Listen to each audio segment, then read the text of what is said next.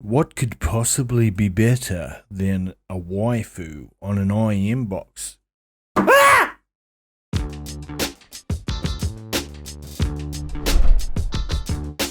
In this video, I'm looking at the Openaudio Studio iWitch Pro dual driver IEMs.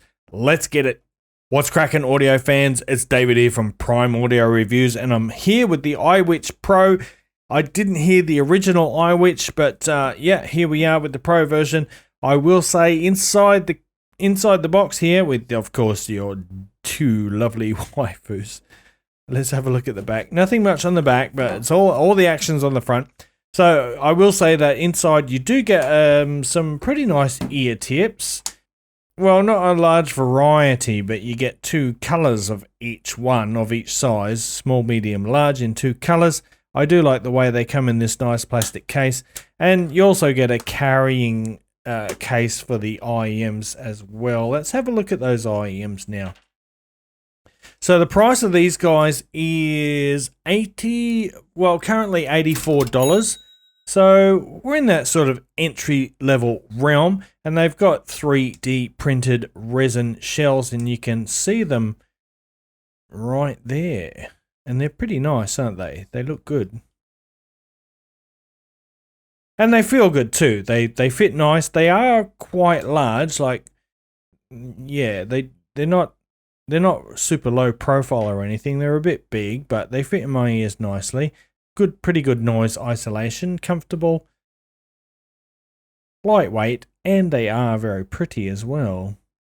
The stock cable is that one, and it's pretty generic, but it is all right. It handles quite well. It's a little bit tangly sometimes. It's got the QDC type connector there with the hood. Not much more to talk about regarding the cable. Let's get onto the IEMs now. So $85 hybrid unit. You've got one dynamic driver, one balanced armature driver. These are some of my own third-party tips. I'll just remove those, and that's what the IEMs look like. But enough with all that. Let's get on with the sound and graph. And you're probably thinking, bass head, hello. But actually, not really. The bass looks huge on the graph, but it's really not. Depending on the ear tips and the fit that you get, like if you got a deeper insertion and a nice good seal with your ear tips, yeah, you do get a pretty good bass response. But overall, it's actually fairly balanced. And my first impressions on the sound was kind of bright, very detailed, forward vocals, forward upper mid-range and all that, but it didn't give me the impression initially of big bass. So just take that with a grain of salt. Don't read too much into the graph, because that's not really how these sound. The bass quality is pretty good. Obviously, it's got pretty good sub-bass extension, so you get some nice rumble going on, but it's not a huge bass. It doesn't sound as big as it looks. But you do get some nice rumble there. It's got a pretty decent mid-bass punch. I found the sound to be fairly dynamic. The vocals are quite forward. The clarity is really good. The sound has a little bit of a bright hint to it, that's for sure. And you can see at the, in the upper, well, on the right side of the graph there, it's pretty up there. So yeah, there is some brightness there. Probably my major criticism with the sound would be the treble is a little bit uneven. It is a little bit too forward. Not necessarily brittle, but the timbre of the treble isn't great. I do applaud these guys for not just doing another Harman Target IEM. I appreciate that. And I think they almost really nailed it. In fact, you know what? For the price, it's definitely not a bad IEM, but considering the competition, I don't think it's going to get that much traction. Although the shells are beautiful, the build quality is really nice. The sound quality is great. Clarity. One thing that really stands out with these is the detail retrieval. They are very detailed. So if you are someone who likes to hear every little minute micro detail, these are actually pretty good for that. The sound is quite dynamic. They do have a pretty good sound stage. The vocals are forward.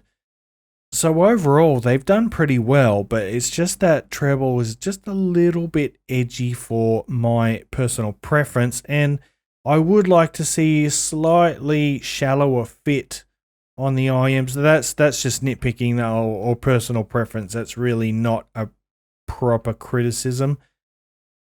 Now, normally at this point, I would probably do comparisons with similarly priced IEMs.